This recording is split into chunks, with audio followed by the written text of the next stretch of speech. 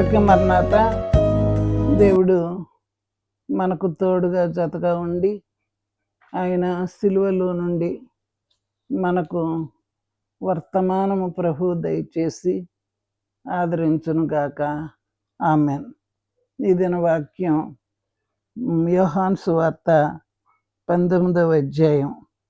ఆ ముండ్ల కిరీటమును ఊదారంగు వస్త్రమును ధరించిన వాడై యేసు వెలుపలికి రాగా పిలాతు, ఇదిగో ఈ మనుష్యుడు అని వారితో చెప్పాను. దేవుడు దీవించనుగాక. ఆమెన్. ప్రార్థన. మహోన్నతుడు అయిన మా పరలోకపు తండ్రి, నీ దివ్యమైన పాదములకు మా హృదయపూర్వకమైన నమస్కారములు, వందనములు, స్తుతులు, స్తోత్రములు చెల్లించుకునుచూ ఉన్నాము. నీ పరిశుద్ధమైన సన్నిధి ఎదుట నిలబడ్డాము. నీ సిలువ ధ్యానములో ఉన్నాము.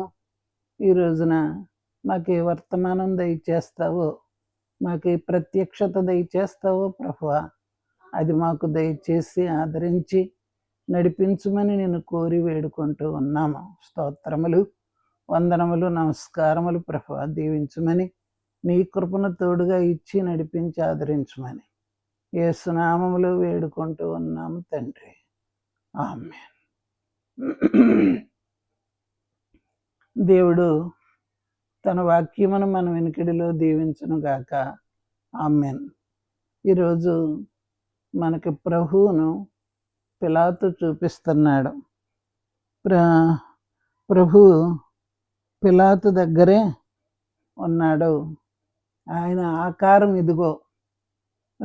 తీర్పులైన అన్నీ అయిపోయినాయి.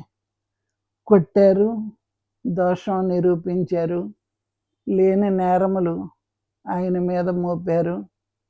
ఇంకా ప్రభు ఏమీ మాట్లాడలేదు.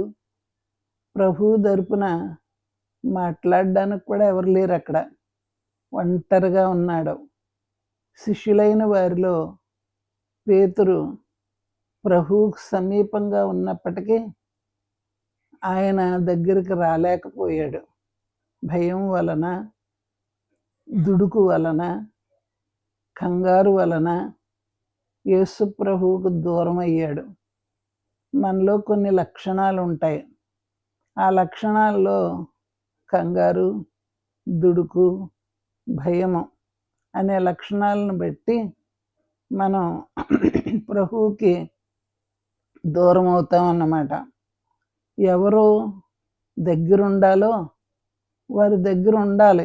గుణాలను బట్టి 3.5 సంవత్సరాలు ప్రభువుతో పాటు ఉన్నవారు ఈ క్షణాన ప్రభువుతో లేరు.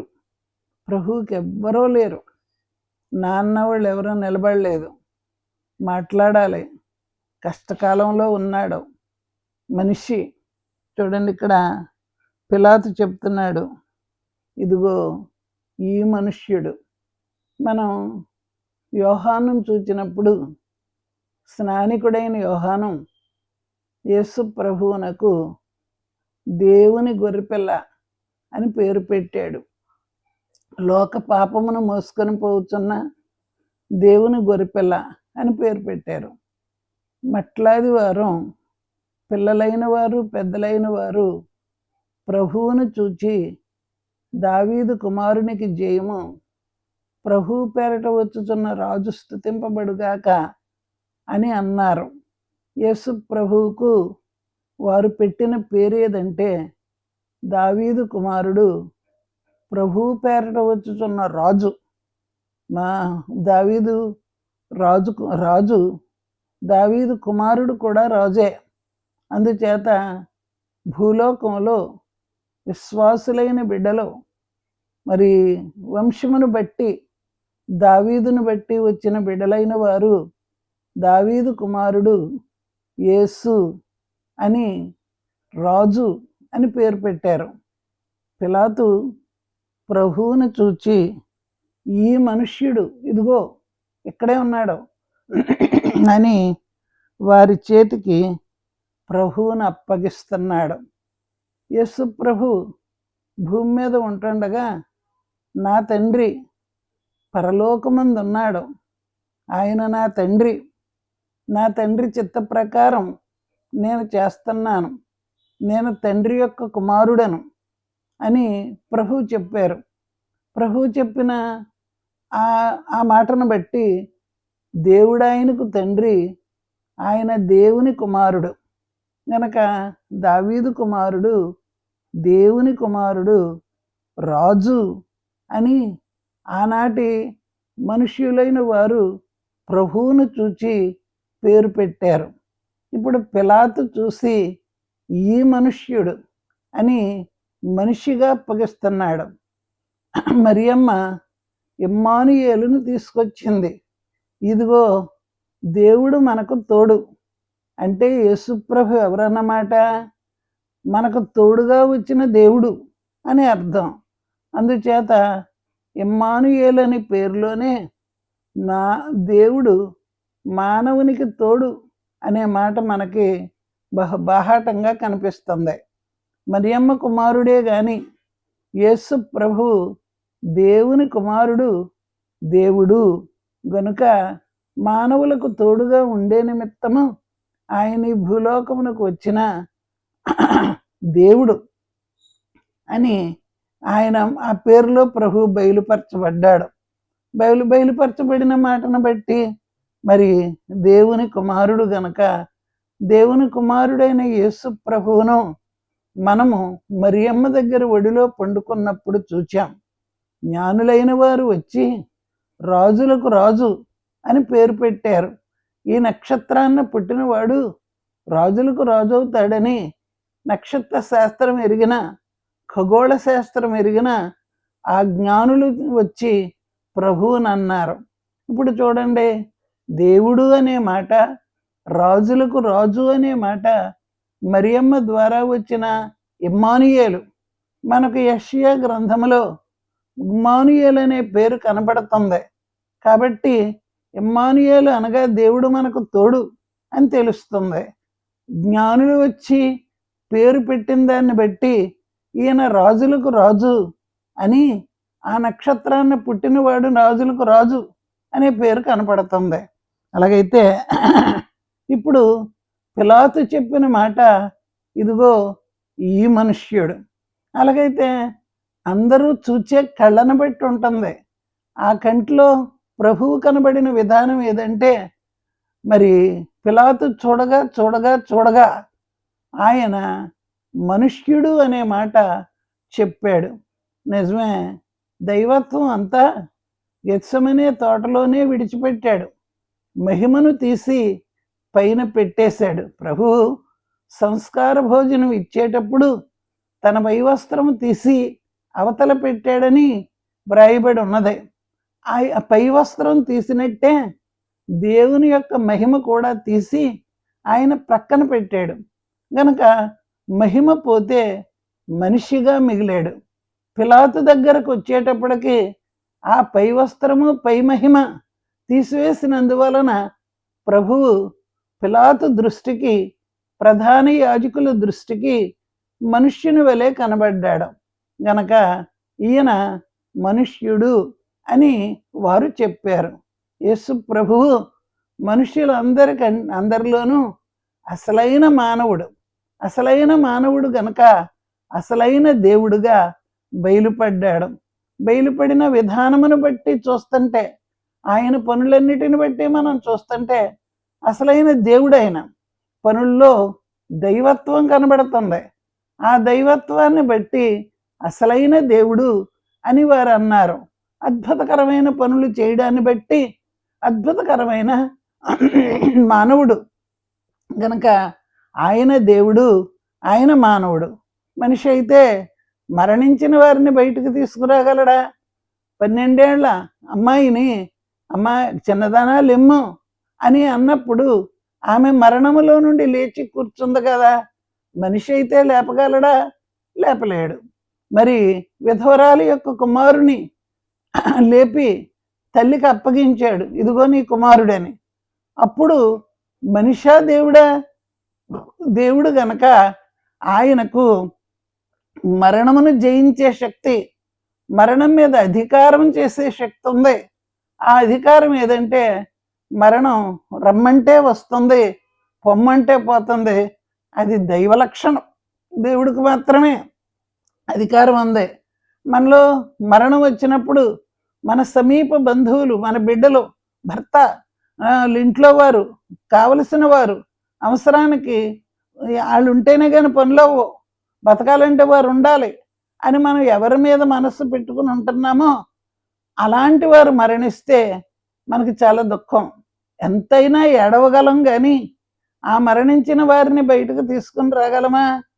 యేసు ప్రభువు మరణించిన వారిని మరణంలో నుండి బయటకు తీసుకొని వచ్చాడు గనక మరణం మీద అధికారము కలిగిన ఆయన, మరణము యొక్కయు మృతుల లోకము యొక్కయు తాళపు చెవులు నా స్వాధీనములో ఉన్నవి అని ప్రభువు బయలుపరిచారు.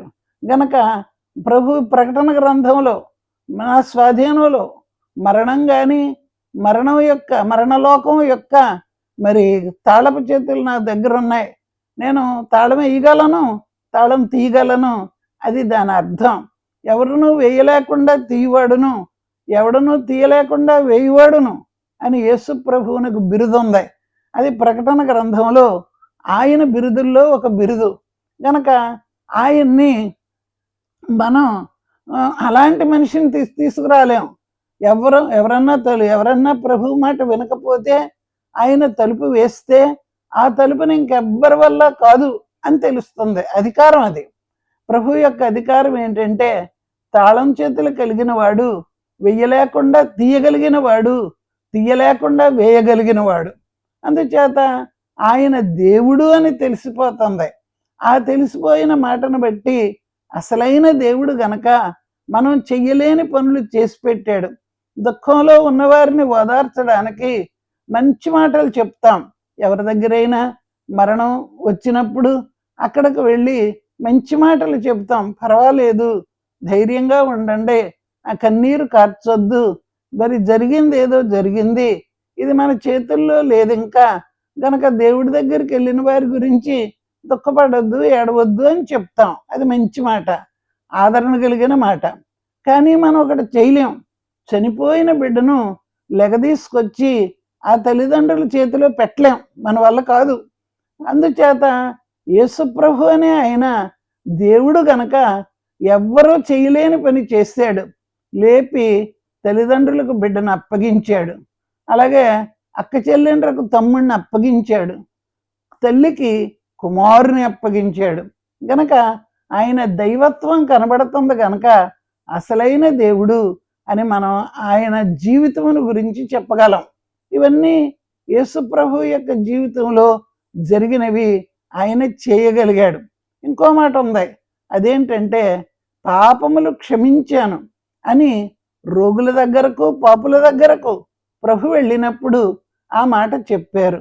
అది వినిన వారిలో కొందరు అనుకున్నారు ఏమనంటే పాపములు క్షమించడానికి ఈయన ఎవరో అని అనుకున్నారు. ఎవరైతే అధికారంగా పాపాన్ని క్షమించగలరు, ఏ దేవుడైతే చేయగలడు. మానవుడు చేయలేని పని ఏదంటే పాపములు క్షమించడం అనే పని మానవుడు చేయలేడు.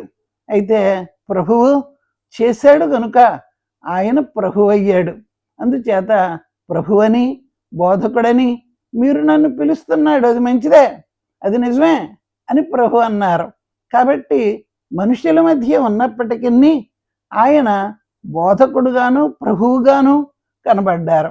ఇక్కడ పిలాతు దగ్గరికి వచ్చేటప్పటికి ఈ పిలాతుకి యేసు ప్రభువు మనుష్యుడుగా కనబడుతున్నాడు. గెత్సెమనే తోటలోనే ప్రభువును కొట్టినప్పుడు ప్రభువు మహిమ వెళ్ళింది. ఎవరికి? మీరు ఎవరిని వెతుకుతున్నారు అని యేసు ప్రభువుని వెతుకుతూ ఉన్న వారి దగ్గరకు వెళ్ళి ప్రభు అన్నారు. ఎవరిని వెతుకుతున్నారు అంటేను మళ్ళీ మాట్లాడకుండా మొదలు కొట్టిన తాళ్ళే పడ్డారు. ఎంతమంది వెతుకుతున్నారో ఆ ఎంతమంది నేల మీద పడ్డారు. అది మహిమ. యేసు ప్రభువులో ఉన్న మహిమ వారి మధ్యకు వెళ్ళేటప్పటికీ వారు ప్రభువును పట్టుకోవడానికైనా లేవాలి కదా, కానీ వారు లేవలేరు. ప్రభువే వెళ్ళి వారిని లేపాడు. తన్ను తాను అప్పగించుకుంటాం అంటే పడిపోయిన వారిని అలా ఉంచేస్తే నేటి వరకు ఉందరు. లోతు భార్య ఉప్పు స్తంభం అయ్యింది. మరి దేవుని మాట వినలేదు గనక, చూడొద్దంటే వెనక్కి తిరిగింది గనక ఆ అమ్మ ఉప్పు స్తంభం అయిపోయింది. నేటి వరకు ఆ ఉప్పు స్తంభం అలాగే ఉంది. మరి ఆ అమ్మ ఎలా ఉండిపోయిందో, ఏ తోటలో కూడా ఎవరిని వెతుకుతున్నారని ప్రభు అనగానే మొదలు కొట్టిన తాడివలే పడినవారు కూడా అలాగే పడిందురు దెబ్బల్లాగా. కానీ ప్రభువు వారిని లేపాడు గనక వారు లేచారు. పాపం విడిచిపెట్టలేదు.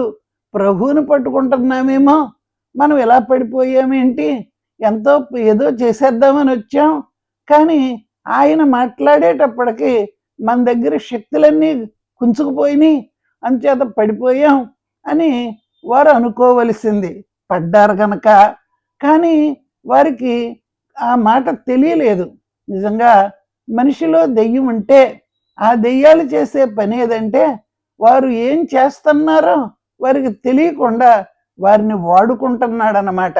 యేసు ప్రభువుని పట్టుకోవడానికి, యేసు ప్రభువుని తీసుకెళ్ళిపోవడానికి, యేసు ప్రభువుని సిలువేయడానికి, యేసు ప్రభువుని నేరస్తుని వలె బంధించి కొట్టడానికి సైతాను ఈ మనుషులను వాడుకున్నది గనక వారు పడిపోయినప్పటికీ ప్రభావం వెళ్ళి వారిని కొట్టగా, మహిమ వెళ్ళి వారిని కొట్టగా వారు పడిపోయారు గనక ఇంకా లేవలేని స్థితిలో గ్రహించడానికి కూడా గ్రహింపు లేకపోయింది.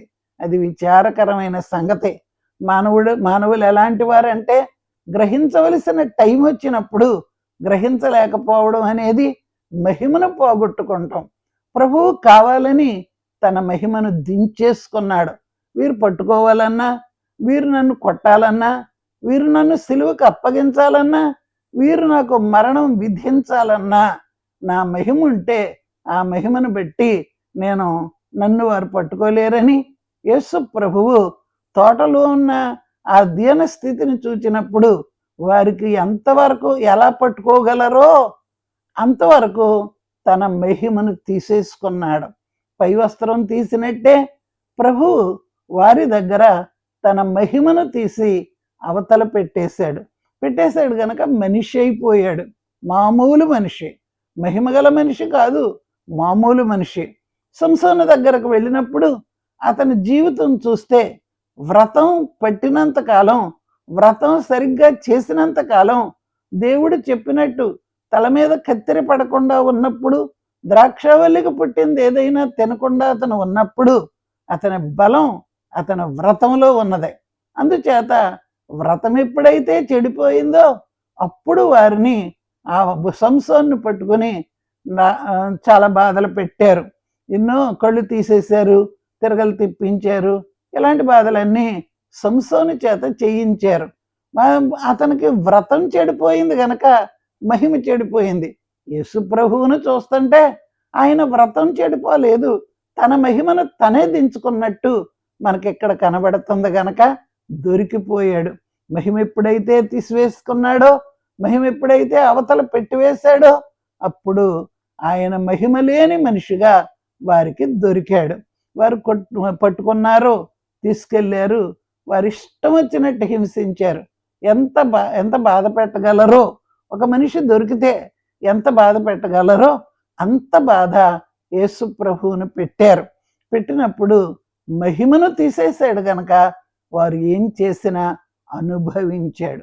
చూడండి, మహిమ ఉన్నంతసేపే, ఆరోగ్యం ఉన్నంతసేపే మనం ఏదైనా చేయగలుగుతాం. ఆరోగ్యం పోయిన తర్వాత అనారోగ్యం పాలయ్యాక చెయ్యాలని ఎన్నో విషయాలు మనకు ఉంటాయి, పని ఉంది, కానీ ఆరోగ్యం లేదు. అందుచేత చేయలేకపోతున్నాం. మరి యేసు ప్రభువుకి అన్నీ ఉన్నప్పటికీ ఆయన లోక రక్షణార్థమై మానవుల చేత పట్టుబడడానికి ఆయన వచ్చాడు. ఇప్పుడు చూడండి, యేసు ప్రభు సంగతి చూస్తుంటే మానవులకు దొరికిపోయాడు. నిజంగా ఆయన్ని చంపాలని అనేక సార్లు అనుకున్నారు. మరి గ్రంథంలో చూస్తున్నాం, ఆయన తప్పించుకున్నాడు. ఆయన దొరక్కపోతే వీరు పట్టుకోగలరా? ఆయన వారికి రెండోసారి కూడా మీరు ఎవరిని వెతుకుతున్నారని ప్రభు వెళ్ళి అడిగితే వారు నజరేయుడైన యేసును అనగానే అలాగైతే ఆయన్ని నేనే, నన్ను పట్టుకోండి అని ప్రభు వెళ్ళినప్పుడు మళ్ళా పడ్డారు. అప్పుడైనా గ్రహించాలి కదా. మొదటిసారి తెలుసుకోలేనిది రెండవసారి తెలుసుకోవలసిందే. ఈయన మామూలు మనిషి కాదు, అద్భుతకరమైన మనిషి, ఈయన నిజంగా దేవుడే. అందుచేత మనం ఆయన్ని పట్టుకోవడం అనేది మనం చెయ్యలేము అని వారు గ్రహించవలసింది. గ్రహించలేదు. ఆయన మామూలు మనిషిగా అయ్యాడు. ఒక మనిషికి దేవుడు ఎంత బలమిస్తాడో అంత బలమే. ఒక మనిషికి దేవుడు తన అమూల్యమైన మహిమను తోడుగా ఇస్తే అప్పుడు పనులు చేస్తాం. కానీ ఇక్కడ యేసు ప్రభు దగ్గరకు వచ్చి చూచినప్పుడు ఆయన మామూలు మనిషి వలె తగ్గించుకున్నాడు. మరియమ్మ ఒడిలో పండుకున్న కుమారుడు ఈవేళ ప్రజల ఒడిలోనికి వెళ్ళాడు. ప్రధాన యాజకులు పెద్దలు మాది బలం అనుకున్నారు. ఆయన తగ్గించుకున్న సంగతి ఆయనకు తెలుసును, పడిపోయిన వారికి కూడా తెలుసు కదా. ఒక మనిషి ఎన్ని అద్భుతాలు చూచినా, ఎన్ని మేళ్లు పొందినా ఇలాంటి వారు ఈ లోకంలో ఉన్నారు. ప్రభువును సిలువ వేయడానికి ఇలాంటి వారి చేతికి అప్పగించుకున్నాడు. పశ్చాత్తాపం లేదు, మహిమను గ్రహించలేరు. ఎన్ని చూసినా ఎన్ని చేసినా వారికి తృప్తి అనేది ఉండదు. అలాంటి వారి మధ్య ప్రభు ఉండడం మనం వేళ చూస్తున్నాం. గనక ఎప్పుడైతే ఇదిగో ఈ మనుష్యుడని పిలాతు అన్నాడో, ఎప్పుడైతే ప్రభువు మహిమ తగ్గించుకుని వారి చేతికి అప్పగించుకున్నాడో అప్పుడే మనుష్యుడయ్యాడు. గనక మామూలు మనిషి వలె ఒక మనిషికి ఎంత బలం ఉంటుంది, ఒక మనిషికి ఎంత ఆరోగ్యం ఉంటుంది, ఒక మనిషి దెబ్బతింటే ఎలా పడిపోతాడో అంతవరకే. ఏదైనా తోటలో ఆదామును చేసినప్పుడు ఆ మనిషి వలె చేశాడు. గనక మరి ఆయనకు ఆ మనుష్య గుణాలే ఉన్నాయి. యేసు ప్రభువునకు రెండవ ఆదాము అనే బిరుదు ఉన్నదే. మొదటి ఆదాముకు ఏ మానవత్వం ఉన్నదో రెండవ ఆదామైన యేసు ప్రభువునకు కూడా అదే మనస్సు, అదే మానవత్వం ఉన్నదే. గనక మరి ఇప్పుడు వారి చేతికి దొరికితే కొట్టకుండా ఉంటారా, తిట్టకుండా ఉంటారా? దొరికిపోయాడు గనుక ఆయన ఎప్పుడు చంపుదామని వారి మనస్సులో ఉంది గనక మహిమను ఆయన తీసివేసి పక్కన పెట్టాడు గనక ప్రభు వారి చేతికి దొరికిపోయాడు.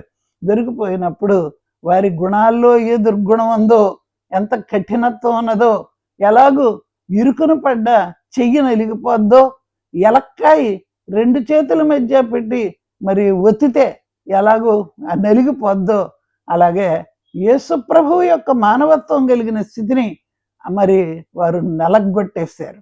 అందుచేత యెషయా మాటల జ్ఞాపకం వస్తున్నాయి. ఆయన నలగొట్టబడ్డాడు. దేవుడంట ముత్తాడంట, మీ మనుషులంట నలగొట్టారంట. చూడండి, దేవుని దగ్గరికి వెళ్తే మనిషికి ఆదరణ దొరకాలి, కానీ దేవుడు ఎలాగున్నాడు? ఆయన ముత్తేలాగున్నాడు. గనక మొత్తడం అంటే చిన్న విషయం కాదు కదా. తల మీద కొట్టడమే కాదు, ఇంక ఏ తప్పులు దొరికితే ఆ తప్పులు అంటమే. ఎన్నైనా అంటారు, వారికి తోచినన్ను అనగలరు. అది మొత్తటం. గనక మానవునిగా ఉన్న దేవునిని మరి దేవుడు మొత్తాడు. మనుషులైన వారు ఆయన నలగొట్టారు. ప్రభువు అన్నిటికీ సహించుకున్నాడు. దేవుడుగా ఉండి సహించుకోవడం అయితే చాలా పర్వాలేదు. మరి దేవుడు గనక సహించుకున్నాడని అంటాడు. సైతాను, నువ్వు దేవుడు గనక సిలువ వేయబడ్డావు, నీకేం బాధ ఉంది అని అంటాడు. కానీ ఇప్పుడు ప్రభు సిలువ వేయబడ్డానికి వచ్చేటప్పటికి దైవత్వం పూర్తిగా పోయింది గనక మరి తీసివేశాడు గనుక మానవత్వంతో సిలువ వేయబడ్డాడు. మనకు ఒకటి కనబడుతుంది. అదేంటంటే ఆయన మనుష్యుడుగాను దేవుడుగాను కనబడ్డాడు. ఇదిగో పిలాతు చెప్తున్నాడు, ఇదిగో ఈ మనుష్యుడు. ప్రభువు మనుష్య రూపంలో ఉన్నాడు, కానీ నిజంగానే మనిషి, అసలైన మనిషి, ఆదాము లాంటి మనిషి. రెండవ ఆదాము అయిన ప్రభువును వారు సిలువ వేయడానికి నలగొట్టేస్తున్నారు. ఈ దెబ్బలకండి, ఈ తన్నులకి, ఈ ఉమ్ములకి, ఈ అవమానానికి, ఈ కాని దెబ్బలకి ప్రభు చచ్చిపోవాలి. ఎందుకంటే చచ్చిపోవడానికే కొడుతున్నారు. సిలువ దాకా బతికే శక్తి లేదు. మనిషికైతే శక్తి ఉండదు, పడిపోతారు అంతే. కానీ ఆయన లేచాడు. ఎన్ని కొట్టినా జీవమై ఉన్నాడు గనక, జీవమై ఉన్న ఆయన బ్రతుకుతూనే వచ్చాడు. దేవుని మనసులో చివరి వరకు లేచి సిలువ వేయబడి చనిపోవాలి, అది దేవుని మనసులో ఉంది. మనిషి పాపం పోవాలంటే, మనిషి అవ్వాలంటే, పాపం లేని మనిషి అవ్వాలంటే, పరిశుద్ధుడు అవ్వాలంటే, దైవకళ రావాలంటే మనము మన దైవత్వం పొందడానికి తగినట్టుగా మనం ఉండాలి కదా. అలా చేయడానికి యేసు ప్రభువును వారు ఎంత కొట్టినా ఆయన జీవమై ఉన్నాడు గనక ఆ జీవమును కొట్టారు. మరి మానవత్వంలో ఉన్న జీవమును వారు కొట్టారు. ఓ బొమ్మను కొట్టినట్టు కొట్టేశారు. నిజంగా మనిషి అయితే చచ్చిపోతాడు అంతే దెబ్బలకి, అలాంటి దెబ్బలు. మరి చావాలనే కొట్టారు. కానీ ప్రభు జీవము గనక ఆయన చనిపోలేదు, చివరి వరకు నిలబడ్డాడు. అదే ఆయన అసలైన దైవత్వం. మనిషికి దైవత్వంతో పాటు మానవత్వం అన్నదే. ఈ పిలాతునకు ప్రభు మానవుని వలె కనబడ్డాడు. చూడండి, ఆయన రాజు వలె కనబడ్డాడు. మట్లాది వారం, రాజులకు రాజు అని వారు ప్రభువును స్తుతించారు. జ్ఞానులు స్తుతించారు, మట్లాది వారం మరి పిల్లలైన వారు స్తుతించారు, శిష్యులైన వారు స్తుతించారు. ఆయన ప్రభావముతో వారి మధ్య నిలబడ్డాడు కదా. ఇప్పుడు ప్రభావమును తీసివేశాడు, మహిమను తీసివేశాడు, మానవుడుగా వచ్చాడు, నలగొట్టబడ్డాడు. కనుక ఆయన నలగొట్టబడిన వాడాయనని మనుషులు చూడనల్లని వాడుగాను, ఆయన వ్యసనాక్రాంతుడుగాను. ఇంకా ఒక మనిషి ఎంత మూలగాలో అంత ఉంది శ్రమ, అయినప్పటికీ నోరు తెరవలేదు. ఒక్క మాట కూడా ఆయన వారికి జవాబు చెప్పలేదు.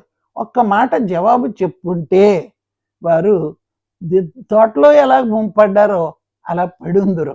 ఎవరేయగలరు సిలువ? అదే యోధా యొక్క బలం. అదే ఆయన్నెవరేయగలరు? ఆయన్నెవరు పట్టుకోగలరు? ఆయన్ని సిలువేయడం అంటే మాటలేంటి? ఆయన ప్రభావం వీళ్ళకి తెలియక అనుకున్నాడు. కానీ ప్రభు ప్రభావమును తీసేస్తాడు, మహిమను పక్కన పెడతాడు. ప్రభువే స్వయంగా సిలువను ఎత్తుకుంటాడు. అదే మహిమ అని అతనికి తెలియలేదు. చూడండి, ప్రభు గురించి యెరూషలేము వెళ్తూ ఇప్పుడు మహిమపరచబడి ఉన్నాడు. దేవుని కుమారుడు మహిమపరచబడి ఉన్నాడు. ఎప్పుడైతే సిలువెత్తుకున్నాడో, ఎప్పుడైతే ఈ రూపం మారిపోయిందో, చూడండి అక్కడ యూదుల ఉదారంగు వస్త్రము, చూడండి, సైనికులు మండ్లతో కిరీటమును అల్లి ఆయన తల మీద పెట్టి ఉదారంగు వస్త్రము ఆయనకు తొడిగించి ఆయన యొద్దకు వచ్చి, యూదుల రాజా శుభమని చెప్పి ఆయనను అరచేతులతో కొట్టిరి. పిలాతు మరలా వెలుపలికి వచ్చి, ఇదిగో ఈయన యందు ఏ దోషమును నాకు కనబడలేదని మీకు తెలియనట్లు ఈయనని మీ యొద్దకు వెలుపలికి తీసుకొని వచ్చుచున్నానని వారితో అనేను. ఆ ముండ్ల కిరీటమును ఉదారంగు వస్త్రమును ధరించిన వాడే యేసు వెలుపలికి రాగా పిలాతు, ఇదిగో ఈ మనుష్యుడు అని వారితో చెప్పాను. చూడండి, మరి ఇన్ని చేసినా చూడండి, ఏది చిన్నది కాదు. ఉదారంగు వస్త్రం కానీ, మండల కిరీటం కానీ, దెబ్బలు కానీ, ఏది రూపం మారిపోయింది, కళ తప్పిపోయింది. అలాంటి దీనస్థితి యేసు ప్రభువునకు వారు కల్పించారు, సైతాను కల్పించింది.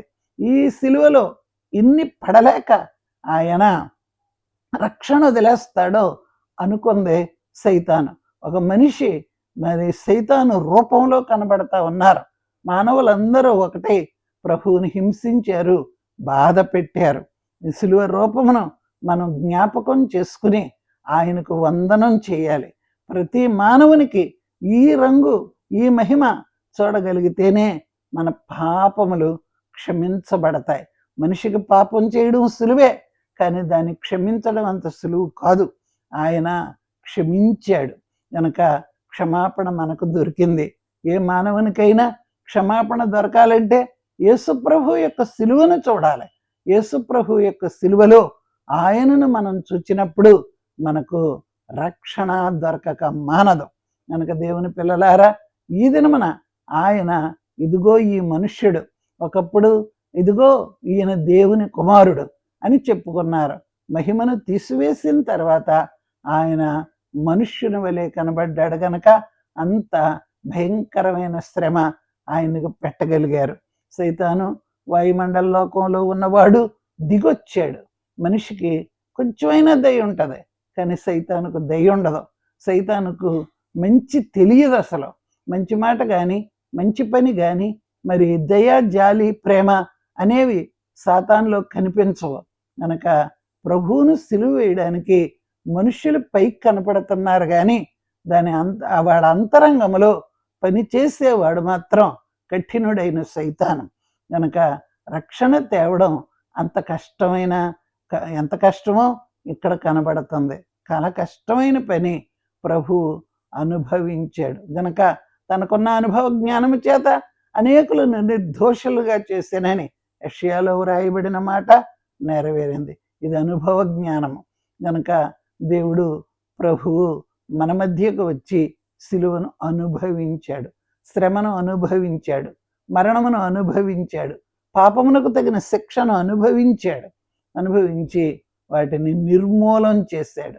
అందుచేత యేసు ప్రభువులో ఉన్న ప్రేమ, యేసు ప్రభువులో ఉన్న దయ, యేసు ప్రభువులో ఉన్న ప్రతి గుణం మనకు రక్షణ కలుగు చేస్తుంది. మనం పుచ్చుకోవలసిన పద్ధతి ఏదంటే ప్రభువును చూడాలి. ప్రభువును చూచి ఆయన యందు భయభక్తులు కలిగి ఆయనకు నమస్కరించినప్పుడు మరి వారందరి పాపములు క్షమించిన ఆయన మన పాపములను కూడా క్షమిస్తాడో, మనకు రక్షకుడుగా బయలుపెడతాడు. అందుచేత దేవుని పిల్లలమైన మనము రక్షణాహ్వానమును అందుకొని ఆ రక్షణలో నిలబడగలిగే శక్తి, ఆయన సిలువలోని రూపమును చూడగలిగిన శక్తి తండ్రి మనందరకును దయచేయునుగాక. ఆమేన్. దేవుడు మిమ్మల్ని దీవించునుగాక. చిన్న ప్రార్థన. మహోన్నతుడ, పరిశుద్ధుడా, నీకు వందనాలు.